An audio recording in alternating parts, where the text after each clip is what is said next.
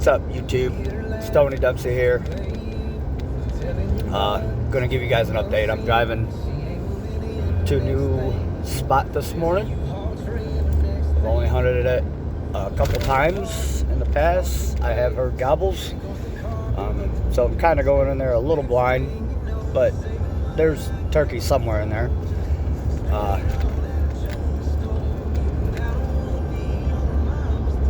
Not running a little late, but not the time I really wanted to leave my house. It's about 40 miles away from my normal spot. But give you an update on the new hunters that I have been, I don't know if you want to call them mentoring, showing them what I know. So youth season, I took Dad and his two boys out, and Dane shot his very first animal, which was the turkey. You guys seen that small short clip. Working on the video on that. Yesterday I took the other son and Dad out to a spot, and we seen a group of 7 turkey. We heard one gobble on the limb. It was raining pretty good. I wasn't expecting any gobbles, but I've been out in the pouring rain out there, and I've had them gobbling their brains out. So I knew I might have heard something, but I wasn't expecting it. But we did hear one gobble on the limb, and then shortly after, it must have been not even 15 minutes, we had hens in the field. And then I do believe there was 2 strutters, but they were 3, maybe 400 yards away from us. And the decoy setup that I used was just 2 feeding hens. Never used that decoy setup before in my life. Those gobblers over there, the older ones, they're kind of decoy shy, and I know that. So I just thought to myself, I was like, well, you know, there's no harm in putting out 2 feeding hens. So I did that. I don't think they saw them, because I do believe if they did, I think that lead hen probably would have came over and fed by him and drew those 2 toms over with her, along with the other hens that she had out there. So I told Dad and son, I said, as soon as they break that tree line, I said, we're going to go after them. So that's what we did. We got probably within 60, 70 yards of them. I cut and yelped on a mouth call, and I got one of the gobblers to gobble, so I know there was at least one. And we sat there for probably another 15 minutes in the rain, because we were actually hunting in the ground blind. Sitting in the ground blind way before daylight. So we sat in the rain for like 15 minutes. I said, let's go back to the ground blind and let's just, you know, see what happens. I mean, they might circle back around by noon. You know, we're in Ohio, we can only hunt till noon. So we were just sitting there, and it was getting to be like 9:15 a.m. And the dad looked at me and he said, if we were not here and you were out here hunting by yourself, what would you do right now? I said, well, after those turkeys broke that tree line, I probably would have just went home, because they were heading towards property I'm not allowed to hunt. He said, well, let's pack it up and let's hit another spot in the morning. I said, perfectly fine. Well, I was getting my cameras, I should say. I was breaking that stuff down, and I happened to look out the ground blind, and I seen 3 turkeys north of the blind. And I said, wait a second, guys. I said, there's turkeys out here in the field. I was like, and it looks like they're coming this way. They were about 100, 150 yards away from us. So I whipped out a pot call, and I yelped on it real fast, 3 or 4 notes. And the dad had a monocular, and he forgot his binoculars, and he looked through his monocular and said, one of them's got a white head, it looks like a bald eagle. And I just kind of sat back in my chair, and I'm like, white-head. Well, if you hunted turkeys long enough, you know a bird that sits low to the ground with a white head is a gobbler.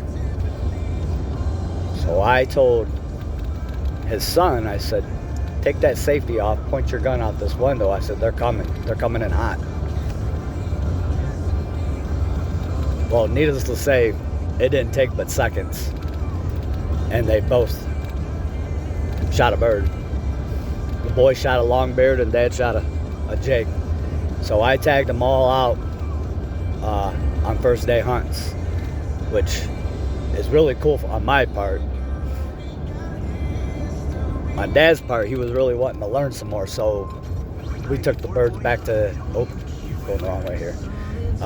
Took the bird back to his house. We cleaned the jig, and he's getting the longbeard mounted for his boy. And we were BSing, and he said, well, heck, he goes, I can still go out with you. I got a license, it's legal. He said, I'll just, film your hunts, which I never have. I always do everything solo like I am doing today. So I was tickled pink. It's my first time ever taking first time hunters out, except for my father. So it's like reliving my first hunts all over again, which I think is really cool that I get to do that. So giving you an update, I'm going solo. I got cameras with me. I'm gonna try my best to video them. I'm not expecting much today. Just maybe learn a little bit more about these woods that I'm going into, and just see what happens. So just give you guys an update on my situation. It was a blast on Ohio's first opening day with 2 new hunters. It was really cool. I ended up actually taking Dad and son out in the evening, because on youth hunts you're allowed to hunt all day. And I took them to my spot, and we seen hens, crap ton of deer, like 10 deer, and then a pack of coyotes went off that Saturday evening over at my spot. We did get a couple gobbles that day, but I think when the hens broke the tree line, they kind of took them away from us. So I think that's what I'm dealing with at my personal spot, is end up gobblers, and that can be a pain in the butt majority of the time, especially when you only got so much property you're allowed to hunt before they start going on other properties. So you just kind of got to deal with it and wait for the right day and the right moment, and take them that way. So I'm not expecting much this year. I've achieved part of my goals so far. My next goal is to get my dad on a bird this year, big time, because if he don't shoot one, if he doesn't shoot one this year, it'll be 4 years without him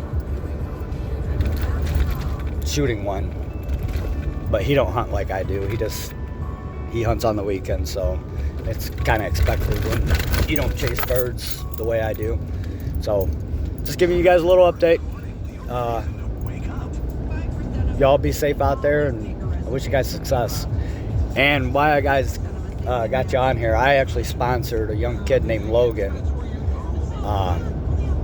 He was successful on youth hunt also. He's 16 years old. Go check his YouTube channel out at Back 40 Outdoors on YouTube. And then I want to give another shout out to another YouTube channel. You guys really need to go and subscribe to the KT team. KT team. Go check them out. Go on their webpage, Google them, look up what they're all about. You guys are going to be amazed what Kerry Terrell, and I think his name is either Jason or Josh. Pardon my ignorance on Kerry's partner in that organization. Go on their website and read their about page. They are a 100% nonprofit organization, and they get the disabled people back in the outdoors, whether it's fishing, hunting for deer, duck hunting, turkey hunting. They play a big role down there in Georgia. That's who John Paget is a part of, and me and John has become really good friends over the last probably 7 or 8 months. And so go check out the KT team on YouTube. Hit that subscribe button for them. It's just going to help their mission out, especially when they're able to